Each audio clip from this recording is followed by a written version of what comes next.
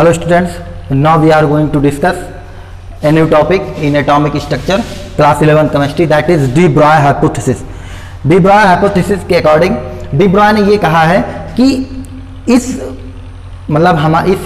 हमारे यूनिवर्स में या हमारी धरती पर जितने भी मैटर हैं, ठीक है, सबके पास क्या होता है, डुअल नेचर होता है. ये हम एक्सप्लेन कर रहे हैं डुअल नेचर ऑफ मैटर. ठीक है, ये टॉपिक है इसका डुअल नेचर ऑफ मैटर. उसके अंदर हम लोग डिस्कस कर रहे हैं कि फोटॉन हो, चाहे इलेक्ट्रॉन हो, चाहे एक बॉल हो, चाहे हम हो, चाहे मार्कर हो, सबके पास क्या है, दो डुअल नेचर है. ठीक है, every matter has dual nature. Particle nature भी है और वेव नेचर भी है. ठीक है, ये डी ब्रॉय के अकॉर्डिंग है. और डी ब्रॉय ने एक फॉर्मूला दिया है lambda upon H upon M B. ठीक है, जब डी ब्रॉय ने ये हाइपोथेसिस दी कि every matter has dual nature, तो उस समय ये केवल एक हाइपोथेसिस ही थी. ठीक है, इसका कोई एक्सपेरिमेंटल प्रूफ हमारे पास नहीं था. जैसे जब इलेक्ट्रॉन के बारे में या लाइट के बारे में ये आया कि उसके पास डुअल नेचर होता है, तो हमारे पास एक प्रूफ था डिफ्रैक्शन, जो प्रूफ करता था कि लाइट के पास क्या है, वेव नेचर है. और दूसरा था फोटो इलेक्ट्रिक इफेक्ट, जो ये शो करता था कि लाइट है पार्टिकल नेचर. बाद में उसको ये कहा गया कि उनके पास दोनों नेचर होता है, पार्टिकल और वेव. लेकिन यहाँ पर डी ब्रॉय कह रहे हैं कि every matter has dual nature. कोई भी मैटर हो उसके पास क्या है, डुअल नेचर है. ये मार्कर, इसके पास भी डुअल नेचर है. ठीक है, अब एक क्वेश्चन एनसीईआरटी में दिया गया है इन टेक्स्ट में, उसके से हम समझते हैं कि कैसे होता है. ठीक है, उससे हम समझने की कोशिश कर रहे हैं एक बॉल का मास है 0.1 किलोग्राम. ठीक है, 0.1 किलोग्राम यानी 100 ग्राम की एक बॉल है, जिसको कितनी वेलोसिटी से फेंका जा रहा है, 10 मीटर पर सेकंड की वेलोसिटी से उसको फेंका जा रहा है. अब उसकी वेवलेंथ अगर हम देखना चाहें तो लैम्डा बराबर H upon M B. De Broglie के इक्वेशन से क्या पता चलेगा, इसकी वेवलेंथ कितनी है, 6.6 इंटू 10 टू पावर माइनस 34. ठीक है, ये क्या है, प्लॉन्क्स कांस्टेंट है, अपॉन 0.1 इंटू अगला क्या है 10. ठीक है, वेलोसिटी कितनी है, 10 मीटर पर सेकंड. ठीक है, उसके बाद जब हम इसको क्या करेंगे, इसको कैलकुलेट करेंगे तो हमारा क्या आ जाएगा, ये इस 0.6 पॉइंट कट जाएगा. ठीक है, क्या बचेगा, 10 ऊपर जाएगा, तो ये 66 into 10 to power minus 35. Okay, तो यहां पर देखिए अगर हम इसको पॉइंट में ले जाएं तो 6.6 इंटू 10 टू पावर माइनस 36. ठीक है, ये क्या आ रही है, लैम्डा की वैल्यू आ रही है, दैट इज मीटर इसका. ठीक है, अब देखिए इतनी छोटी वैल्यू है वेवलेंथ की, इतनी छोटी वैल्यू है कि हम नॉर्मल आई से उसको देख ही नहीं सकते. हाँ, उसके पास है इस बॉल, जो 100 ग्राम की बॉल है जिसकी वेलोसिटी 10 मीटर पर सेकंड है, उसकी वेवलेंथ कितनी है, 6.6 इंटू 10 टू पावर माइनस 36 इसकी वेवलेंथ है. इतनी स्मॉल है कि इसको हम नेकेड आई से अपनी आंखों से देख ही नहीं सकते. तो इसका कहने का मतलब है कि है ही नहीं, ऐसा हो नहीं सकता है. ठीक है, मतलब है लेकिन हम उसको देख नहीं पा रहे हैं. तो यही चीज़ तो साइंस में एक्सप्लेन की जाती है कि कुछ चीज़ें हैं जो हमको कम दिखाई देती हैं, लेकिन इसका मतलब ये नहीं है कि वो एग्जिस्ट ही नहीं करती हैं. तो मतलब जो 100 ग्राम की बॉल है उसके पास भी क्या है, वेव नेचर है, लेकिन वो क्या है, बहुत इतना कम है कि वो हमको दिखाई नहीं देता. तो कितनी वैल्यू आई थी, 66.6 into 10 to power minus 36 metre. ठीक है, अगला देखें. अब वही बात हम एक स्मॉल इलेक्ट्रॉन की करते हैं. तो इलेक्ट्रॉन की जब बात करेंगे तो इलेक्ट्रॉन का मास कितना होता है, इलेक्ट्रॉन का मास ऑफ इलेक्ट्रॉन होता है कितना, 9.1 into 10 to power minus 31 kilogram. ठीक है, ये इलेक्ट्रॉन का मास है. ठीक है, वेलोसिटी मान लीजिए स्पीड ऑफ लाइट से चल रहा है. ठीक है, बात समझ आए, उससे भी तेजी होता है, लेकिन ठीक है चलो उससे बोहर वाली रेट वेलोसिटी ले लेते हैं, 2.18 इंटू 10 टू पावर 6 Z/n. तो हाइड्रोजन के लिए तो 1 और n ऑर्बिटल 1 रख दे रहे हैं, तो 2.18 इंटू 10 टू पावर 6. अब निकालिए लैम्डा बराबर h अपॉन एम बी. तो h कितना दिया गया है, 6.6 इंटू 10 टू पावर माइनस 34. ये क्या है, ये है प्लैंक्स कांस्टेंट. और मास इसका कितना है, 9.1 into 10 to power minus 31 into 2.18 into 10 to power 6. ये क्या है, ये वेलोसिटी है. अब इसको कैलकुलेट कीजिए, लैम्डा इज इक्वल टू क्या आ जाएगा, 6.6 इंटू 10 टू पावर माइनस 34. पहले ऊपर वाला नीचे वाला कैलकुलेट कर लेते हैं. ठीक है, अब ये -31 और +6 कितना आएगा 25, तो इंटू 10 टू पावर -25, ठीक है। अब मल्टीप्लाई कर लेते हैं 9.1 इंटू 2.18, ठीक है।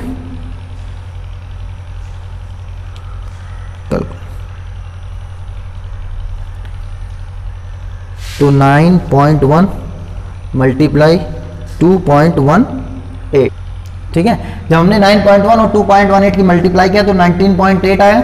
अब ये तो -25 ऊपर जाएगा तो क्या हो जाएगा +25, तो क्या हो जाएगा 6.6 upon 19.8 into 10 to power -9 then lambda equal to क्या हो जाएगा, अब इसको डिवाइड कर दीजिए, तो 6.6 डिवाइडेड बाई 19.8 दैट इज 0.33, तो इसको 3.3 इंटू 10 टू पावर -8 मीटर, ठीक है। अब यहां पर देखिए, जब एक 100 ग्राम की बॉल मूव कर रही थी तब तो वेवलेंथ 10 टू पावर -36, हम केवल यहां पर फोकस करेंगे, इस बात पे फोकस करेंगे।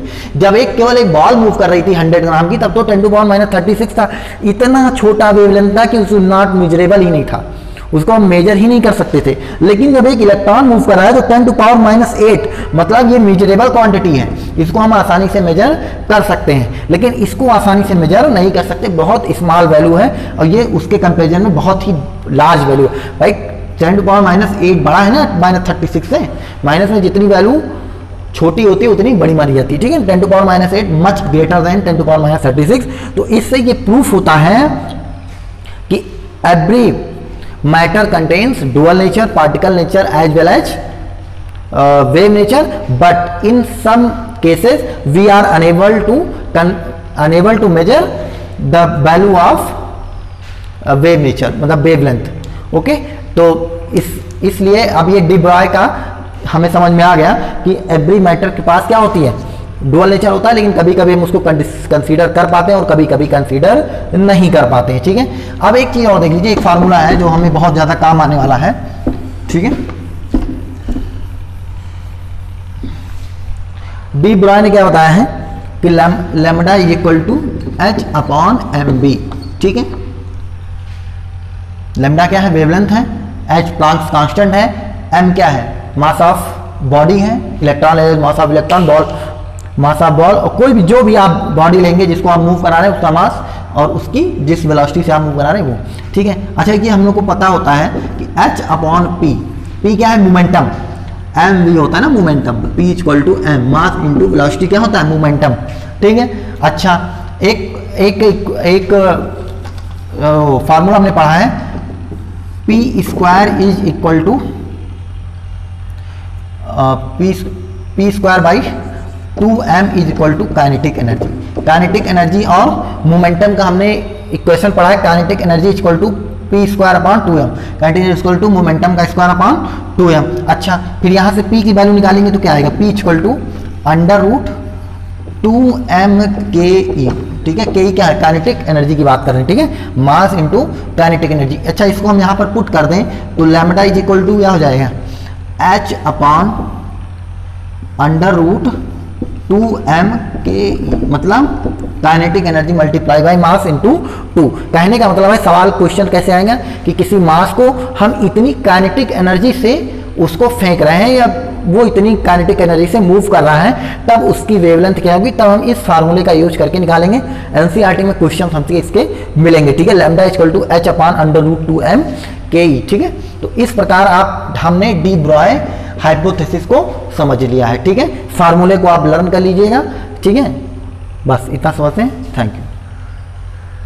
हम लोग देखने जा रहे हैं, एक प्रिंसिपल है Heisenberg uncertainty principle.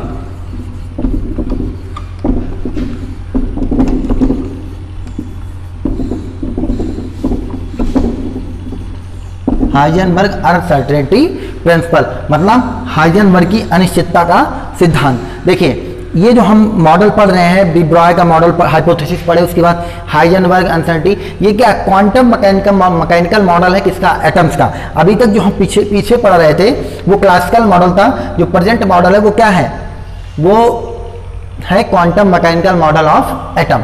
Okay, Heisenberg uncertainty principle. तो हाइजेनबर्ग ने कहा कि किसी न्यूक्लियस के अराउंड अगर कोई इलेक्ट्रॉन क्या कर रहा है, मूव कर रहा है, तो इस इलेक्ट्रॉन की एग्जैक्ट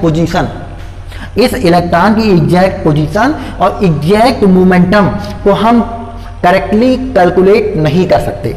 ठीक है, अगर हम इसकी पोजीशन को एग्जैक्टली कैलकुलेट करने जाएंगे तो कहाँ एरर आ जाएगा, तो इसकी मोमेंटम में एरर आ जाएगा, और मोमेंटम को कैलकुलेट करने जाएंगे तो इसकी पोजीशन में एरर आ जाएगा। इसीलिए हम किसी मूविंग इलेक्ट्रॉन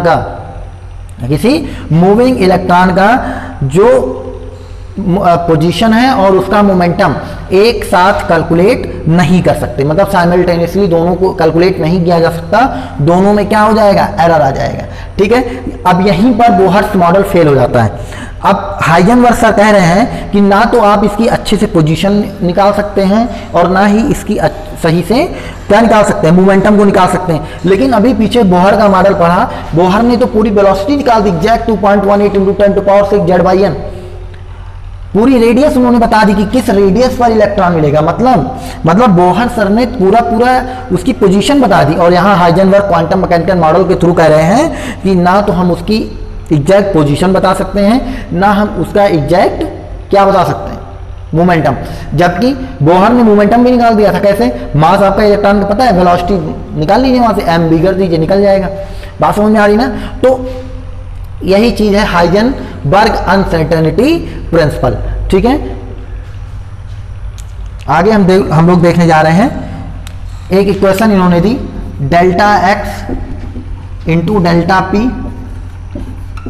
ग्रेटर आज इक्वल टू h/2π। ठीक है, मतलब डेल्टा x क्या है, पोजीशन में एरर, डेल्टा p क्या है, मोमेंटम में एरर, और जो कि क्या है, या तो ज्यादा है या इक्वल है किसके, h/2π के। मतलब error in position, error in momentum is greater then, या तो ग्रेटर है या इक्वल है किसके, h/2π। ठीक है, ओके। अच्छा, यहां पर कभी कभी क्वेश्चन में वेलोसिटी में एरर दे दिया जाता है, तो हम लोग क्या करेंगे, डेल्टा x डॉट m क्या है, mass, into delta v is equal or greater than h/2π। ठीक है, या इसको हम इस तरीके से भी लिख सकते हैं, ठीक है, सॉरी, h/4π है। ठीक है, 4π, ठीक है, h/4π।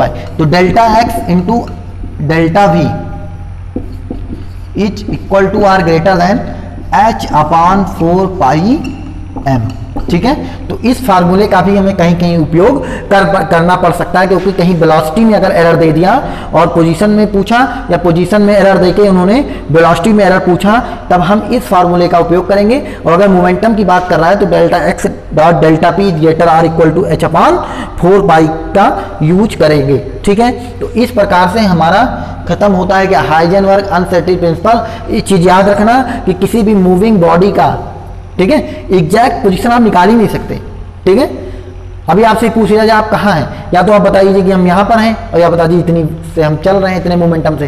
ठीक है, तो इसी प्रकार हाइजेनबर्ग ने क्या कहा कि इलेक्ट्रॉन कहीं एक जगह पे नहीं है, उसकी एग्जैक्ट पोजीशन बताई ही नहीं जा सकती।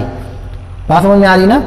अभी आगे जब अभी हम लोग क्लास 11th में और आगे चैप्टर्स में मूव करेंगे, तो इस एटॉमिक स्ट्रक्चर का इतना ज़्यादा यूज होने वाला है कि हर एक प्रिंसिपल को आप अच्छे से समझ लेना, नहीं तो वहाँ कुछ समझ में नहीं आएगा। तो यहाँ हाइजेनबर्ग का अनसर्टेनिटी प्रिंसिपल यही कहता है कि किसी मूविंग इलेक्ट्रॉन का ना तो हम मोमेंटम एग्जैक्ट बता सकते हैं और ना ही उसकी पोजीशन। हाँ बताएंगे, लेकिन उसमें क्या रहेगा, एरर रहेगा।